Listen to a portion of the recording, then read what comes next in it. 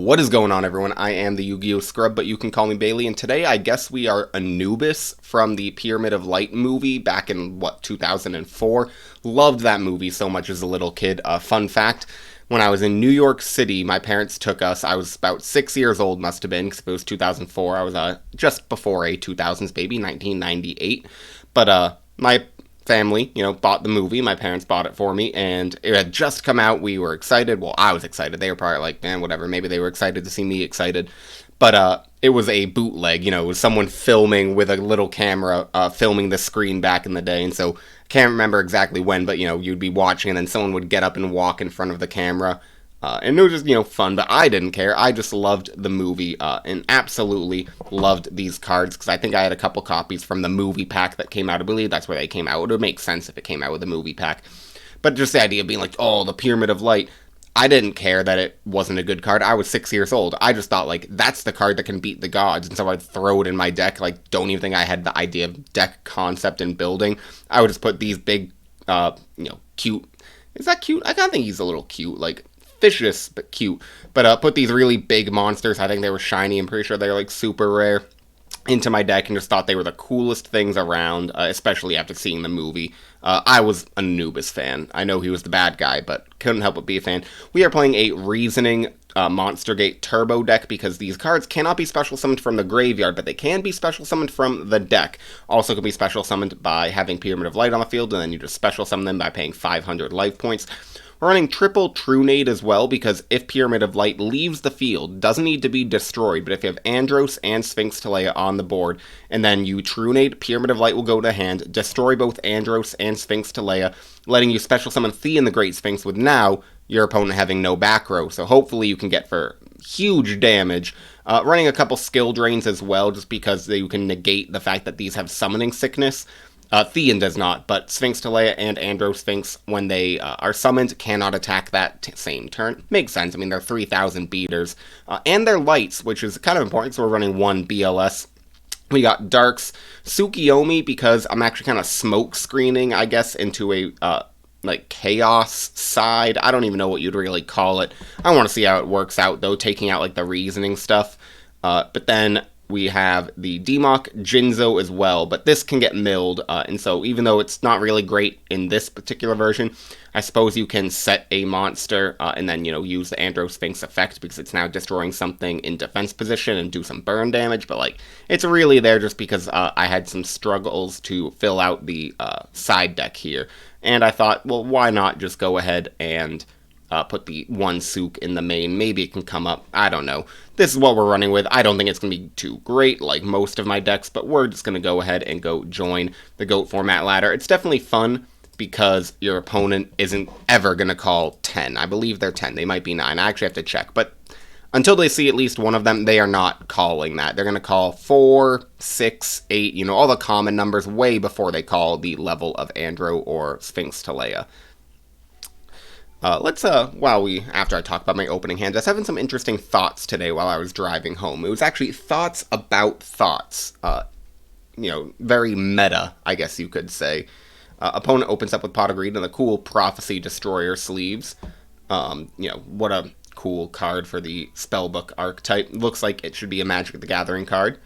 Does not look like a Yu-Gi-Oh card, but nonetheless, absolutely awesome artwork. And then they open up Thunder Dragon, so they're just plussing completely. But let's talk about thoughts about thoughts. I started thinking about what is a thought exactly, and then it made me think about kind of consciousness, but you start going down the ladder a little bit, kind of thinking along the lines of, unfortunately, the card destruction. That is unfortunate.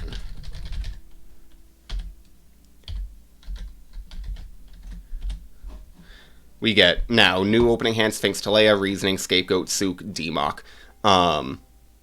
But I was thinking, do animals have thoughts? I've always long thought, where's that line of consciousness? Do animals have consciousness? But this wasn't about consciousness, this was about thoughts. And it got me thinking, and I think very emotionally, some people are like, absolutely, of course animals have thoughts. My dog, it's of course thinking.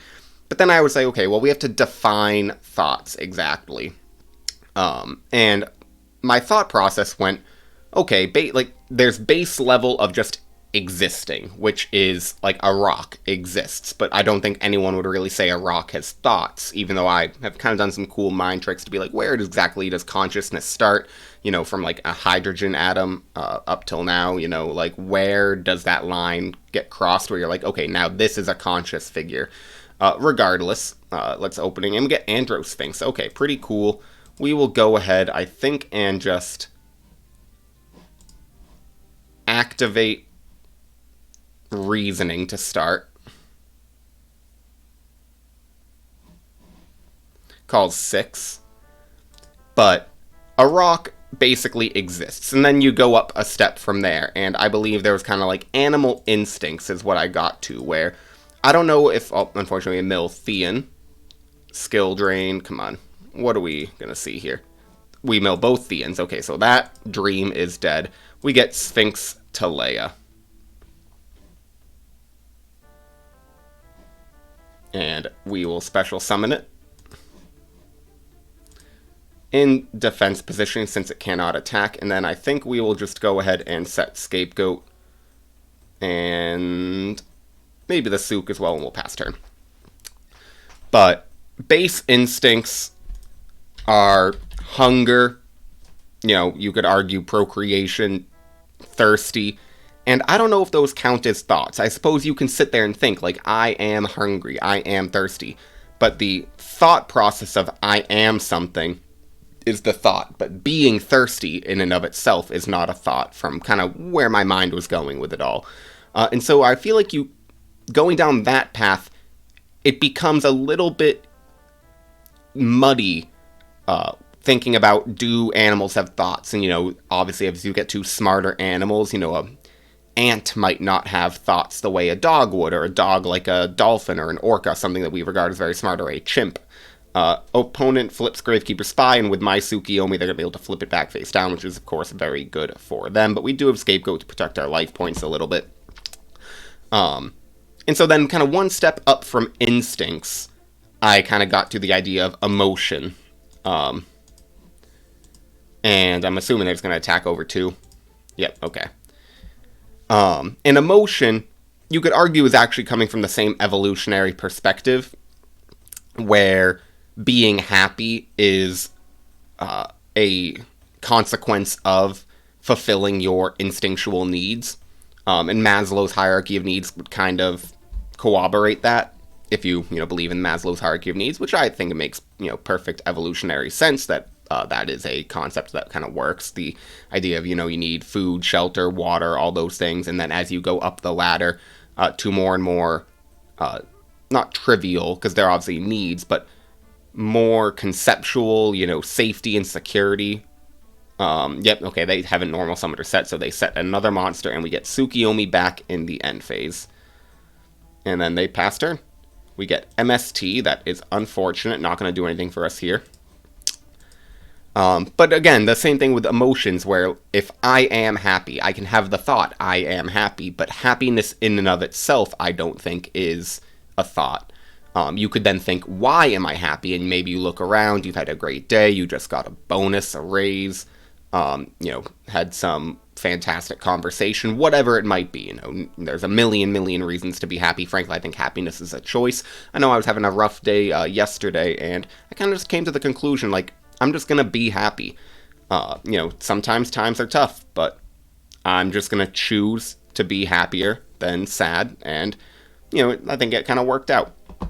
Opponent sets another back row, 2 back row, and probably will be passing turn.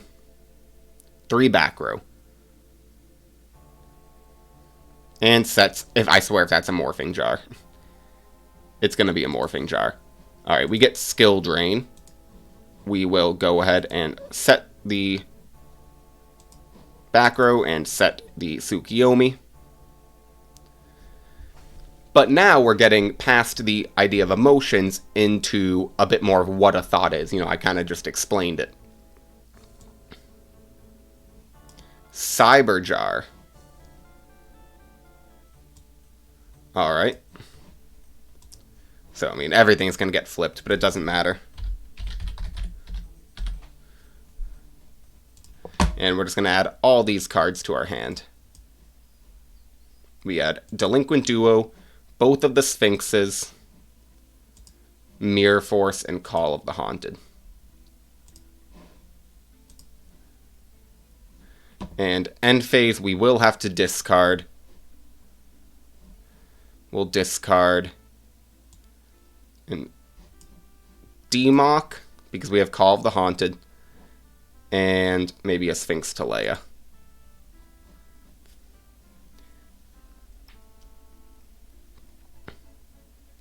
Now, they could set a bunch and flip the Morphing Jar, but we have the skill drain for that. So, I was then thinking, where do the thoughts come from? And there's a bunch of different ways to go about this, of course. Some people believe, and I don't think I'm one of these, that it simply comes from,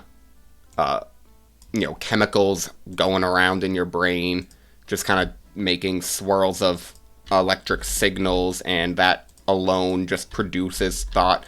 I feel like that is a little too rudimentary, because then, like, why isn't other stuff, capable of thinking? All right, double secret barrel, 1, 2, 3, 4, 5, 6, 7, 8, 9, 10, 11. We'll take 4,400.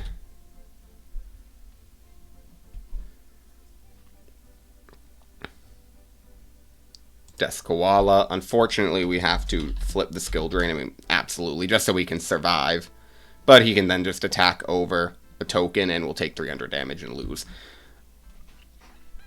Is he going to attack? He should. He's setting his back row, as if he's then going to be able to flip this Morphing Jar, but doesn't attack.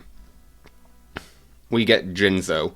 Maybe I should have gone ahead. Actually, Jinzo would be negated by skill drain anyway. Okay, so Burn is not the matchup we want to see. Nobleman's, I think, will be pretty decent. Judgments don't seem good. Skill drain, I think, is actually pretty decent into the Burn matchup. What else? Breaker's going to be good against Burn. Maybe Takeout. Let's take out, like, the BLS, one Thean, the Tsukiyomi. And I think that we'll put in Skill Drain over Lightning Vortex, I think. And we'll just go in with this and see how it goes.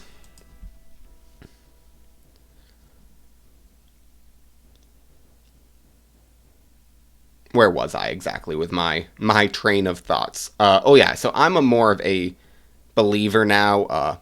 Just we haven't been able to explain via simply electrochemical signals. We obviously know our brains are going all the time, but I haven't heard a good enough explanation for why people think certain ways, or why, to me, the electrochemical signals, like someone, I always use this example when I talk with people, but like I had a friend, a roommate actually, who then brought a friend over, and the friend could rap. Like, you could point to something, point to the Xbox, and he would start, working his brain and be able to create a freestyle rap that incorporated Xbox, and then mid-sentence you could point to something else, and you'd be able to do.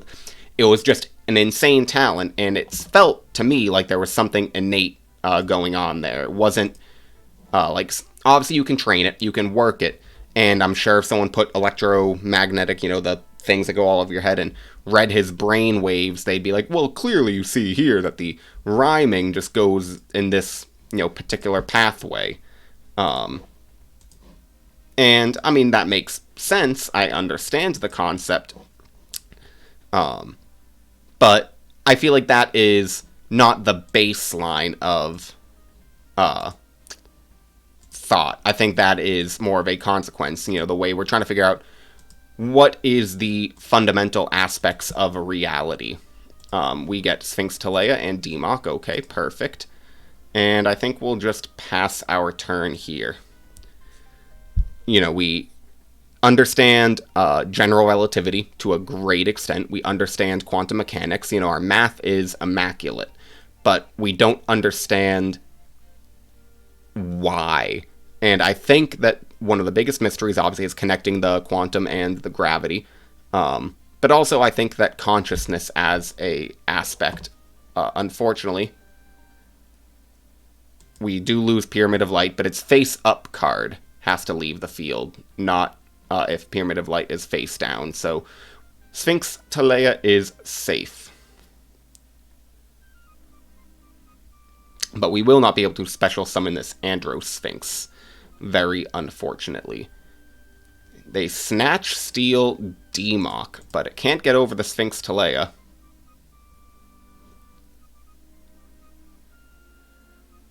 That's why we put it in defense position, and we get MST, so we'll gain 1,000.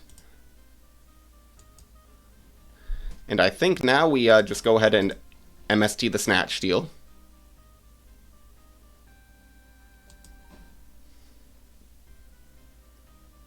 We will get back our demock.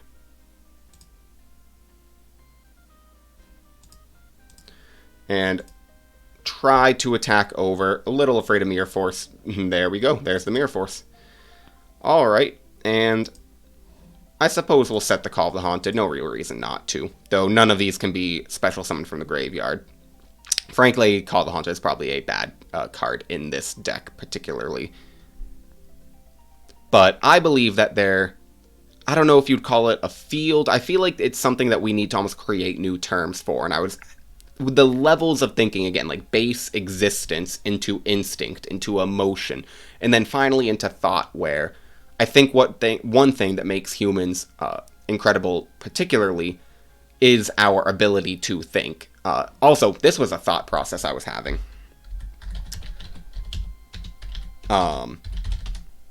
It's the use of language with thinking as a whole.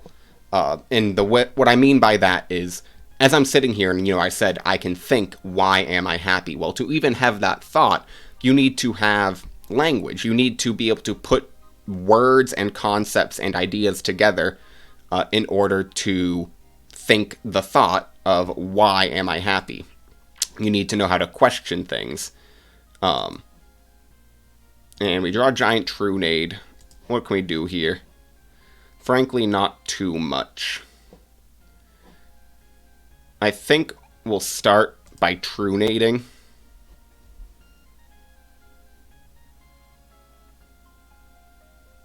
He Regeki breaks. Getting rid of sphinxter. That's fine. Next, I think we will activate Graceful Charity, drawing Pot of Greed, Monster Gate, and Pyramid of Light. We'll discard the Call of the Haunted, especially because we have Premature Burial, and probably the Monster Gate, and maybe we discard the Premature Burial. Next, we'll Pot of Greed, getting a Nobleman and a Trunade, and then we'll summon the Breaker, attack over his Breaker. Snatch Steal is gone, so I feel fine setting the Pyramid of Light, and we'll pass our turn. And so the use of language, whether you're writing or just thinking in general, because you have to obviously use language in order to write. He has Tribe, discards Sinister Serpent to get over our Breaker, and we'll take 1,600 points of damage. Tribe is actually a problem, because I can't attack at all. So what can we do?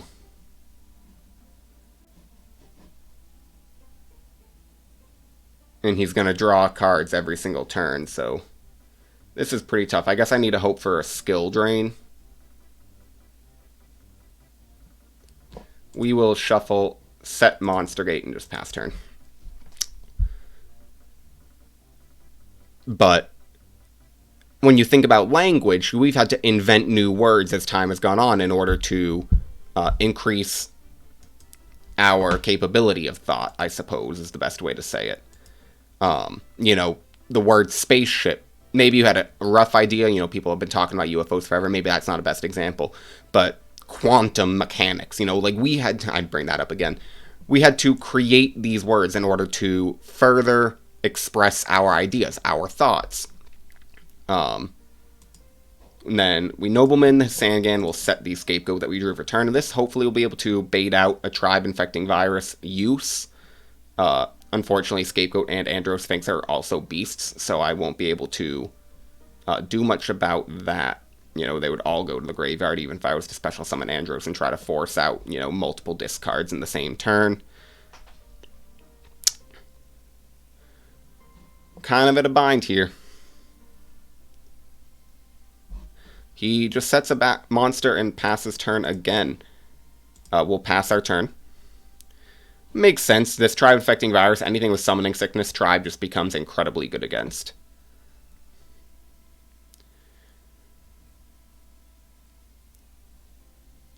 Is he finally going to attack? No, he doesn't. We get Giant Trunade. Again, we'll pass our turn.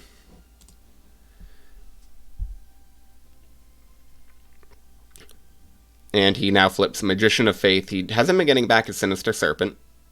A little bit of a misplay, maybe. So, I guess, in a way, when I was thinking about Thought as a whole, this is actually decent because it's going to help us get... he gets card destruction back from the Magician of Faith, and maybe we can find a skill drain. The only thing is we've used two of each Sphinx once he hits us with a card destruction.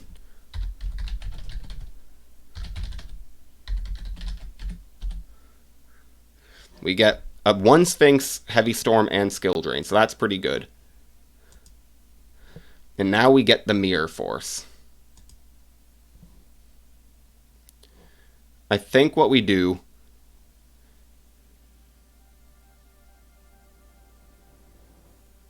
is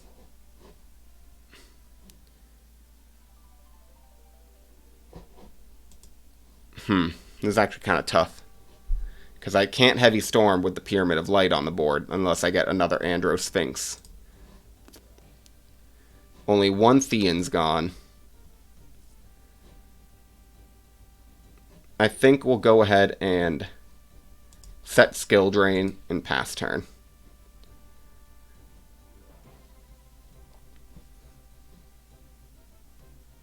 He gets Sinister Serpent back to his hand. That's even worse with the Tribe Infecting Virus.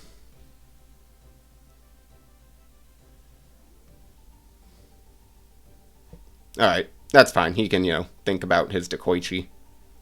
Puts the Sinister Serpent, not Sinister, the Tribe Infecting Virus. We will Scapegoat here.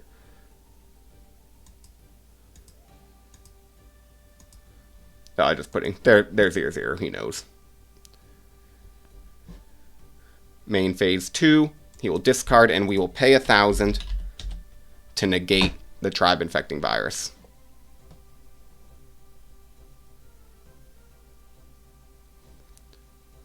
Alright, and we get Reasoning. That's pretty good. So I think what we do here is activate the Set Monster Gate.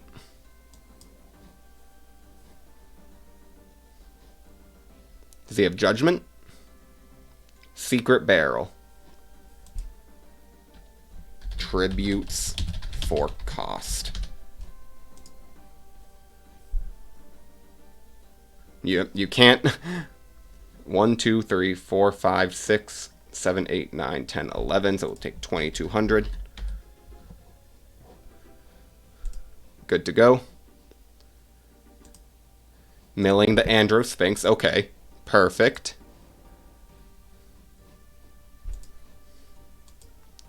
Again, should be 11 again. 5. 1, 2, 3, 4, 5. 4, 9, 10, 11. 2,200.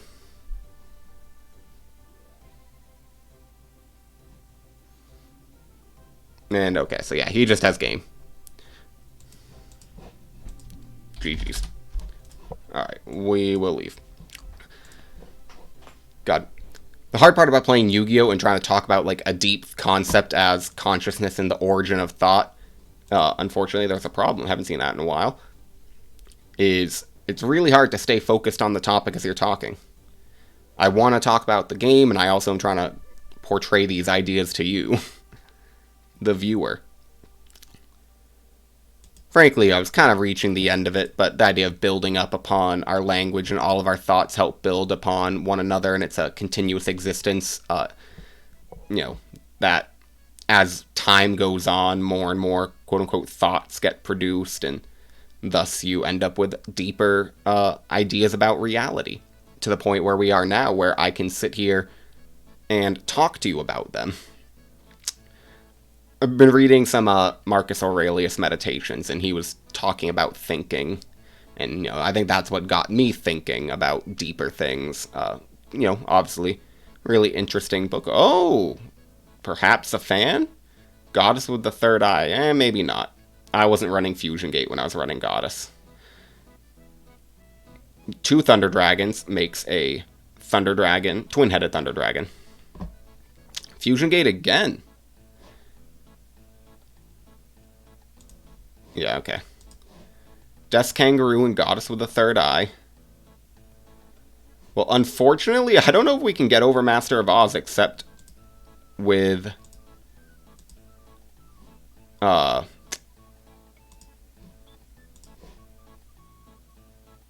Theon, so we'll see how this goes.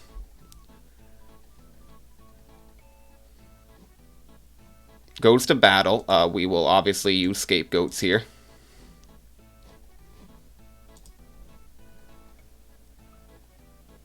And he just passes turn. We get another Andro Sphinx.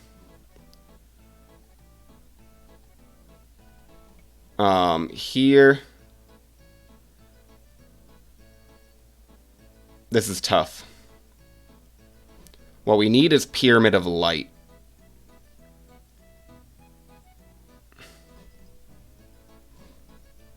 I think we wait, because I don't want to mill it.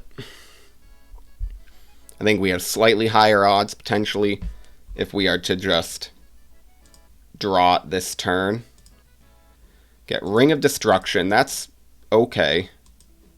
We'll set Ring. Pass turn. I mean, we're still taking 4,200 points of damage, so it's gonna kind of suck no matter what. Okay, so he has True Nade.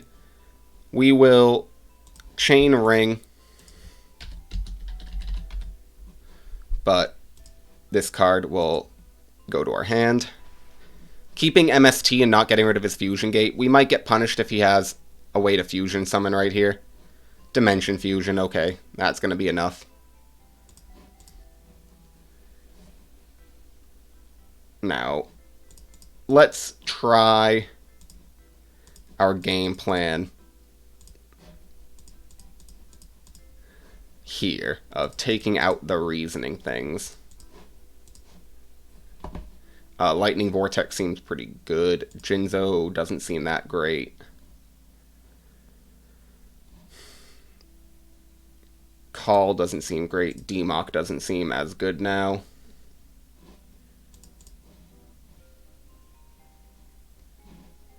Maybe one Theon.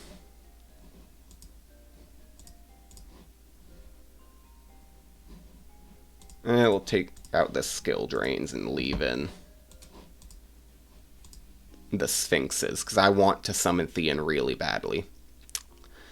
But thinking about Thought also got me thinking about how we use technology, and it's going to be kind of funny because I'm recording a YouTube video that I know a lot of you enjoy, but, I think that a lot of us who have grown up with YouTube and in the internet age as a whole can kind of see where I might be coming from when I talk about just the amount of distractions that are around.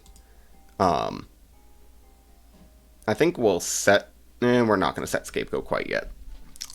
But the amount of distractions that are around, and I feel like what they're doing is distracting us from thinking. And it's going to sound weird, but, you can learn more information. I like to listen to a lot of podcasts, and absolutely I have become more knowledgeable and allowed me to think deeper things. And so, the ability to portray our thoughts via the internet now...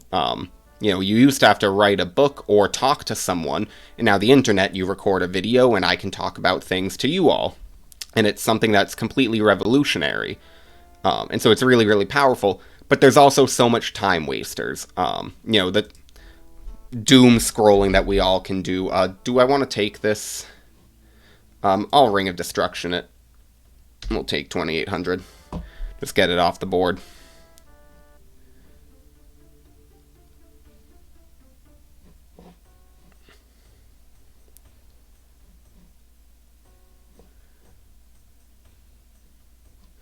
But when doom scrolling, you're not really sitting there thinking, like, how do I improve my life, or how do I do certain changes, or even just thinking about deep thoughts. I find myself with a headphone in, and it's just to kill time and to distract myself, and I don't find myself thinking as much. Oftentimes my thoughts are more negative because I feel like I'm doing something wrong. Now, granted, it's fine. I'm never going to judge someone, but I think they're addicting. Like, I think that doom scrolling, there's a reason that it's addicting, and I think we're seeing mental health net negatives over the course of time for people.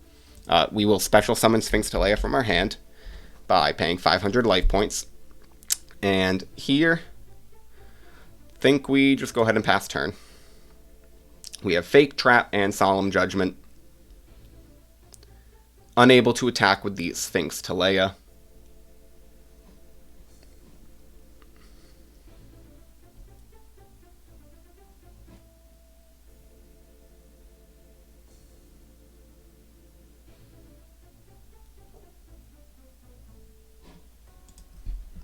Yes. He's targeting him. Is he just reading? Could just be reading. But Pyramid of the Light is on the field, so I can special summon it.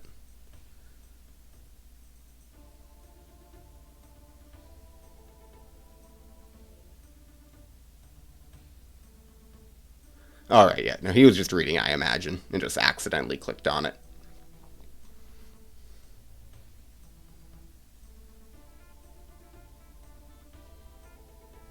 Tributes Death's Kangaroo. Think. We're gonna Judgment. The reason I'm not using Fake Trap is because it is not a guarantee. Fake Trap says when it would destroy a trap card. This could destroy a trap card, or it could do nothing. And because of that, I don't think you're able to use Fake Trap. Alright, we draw Mirror Force, and now finally we can switch sphinxter Leia to attack, and attack directly. We'll then set Mirror Force and pass turn.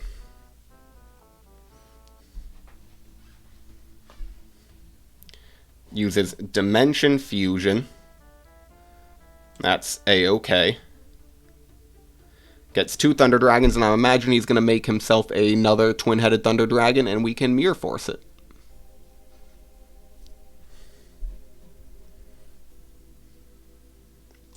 We'll use Mirror Force. So we're actually going to get a game win.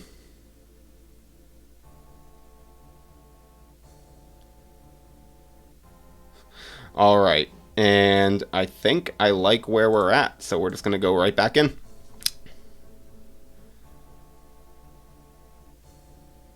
was also thinking about the nature of good. I think I've talked about this before, but what is good and what is evil? Does evil and good actually exist? I think I used to be more of a moral objectivist where... what's that? No, not objectivist. Oh my goodness, I'm spacing on the word. Uses Graceful Charity, my opponent, discarding Goddess of the Third Eye and something else. Moral relativist, that's what I'm looking for. Where I believe that morals are greatly just dependent on the time and place that you are born. Obviously, things that were viewed as okay in the past now are horrific, or even something that's happening right now but in a different area is considered fine in that culture but horrific for us. Us being, I'd say, typically like Western.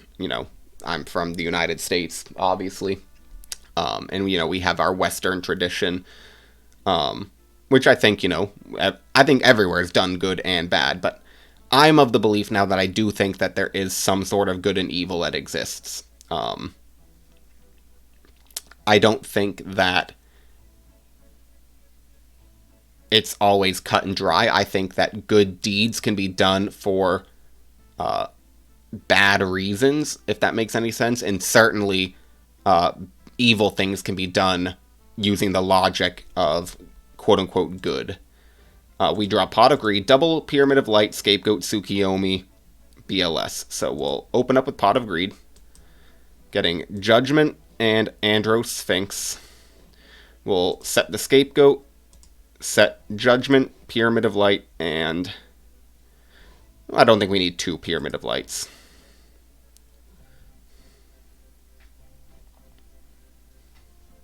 He has Giant Trunade.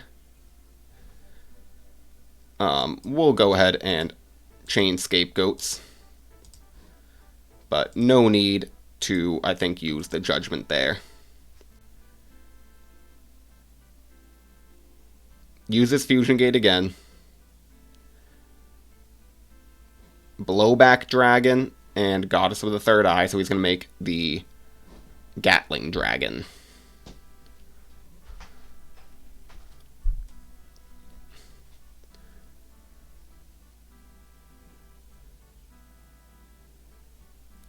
So far, 1 heads.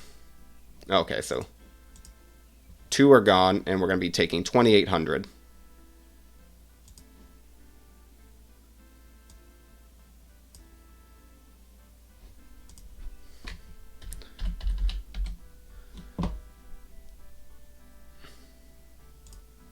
We get another Scapegoat. That is perfect. Now we'll set Pyramid, Solemn, Scapegoat,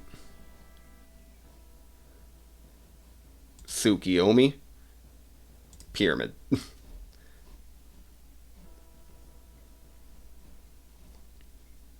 Activates another freaking Giant Trunade. And I can't Solemn, but we will go ahead and Scapegoat.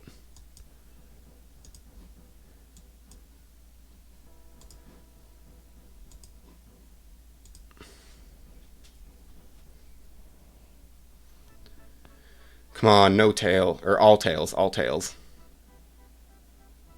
1 heads. Okay. Targets the monster. I absolutely fine with that. Get rid of my dark. And he will now get rid of all of my tokens.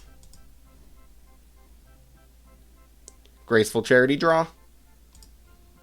We get sphinxter. That's going to be too little, too late, right? Yep, no lights in grave. Alright. Admit defeat. I do think that's going to be it for me, guys. I don't know. Let me know if you've made it this far. Maybe it won't be far, because a lot of you might have been like, what the frick is he talking about? And just decided to not watch the rest of this video. Maybe you didn't watch it because the deck is just bad. But let me know if you guys enjoy interesting conversations versus just talking about the game. I feel like I've gotten both. You know, when I was telling some stories about my life, some of you really enjoyed it and defended it, saying they would love to hear more, and other people were definitely like, no, I come here for Yu-Gi-Oh talk, it helps me sleep, whatever it might be. And that's absolutely fine too. And I try to put a little mix in, you know, I definitely don't think I want to talk like these kind of deep thoughts every single video, but just let me know what you guys think. You know, I'm always looking for feedback. Let me know what decks to play in the future. Become a member if you want videos usually a day or 2 early. They always come out for members only. I usually try to do 11 a.m. Eastern Standard Time, but, you know, all that jazz. Hit the sub button. Thank you for watching. I am the Yu-Gi-Oh! Scrub, and goodbye.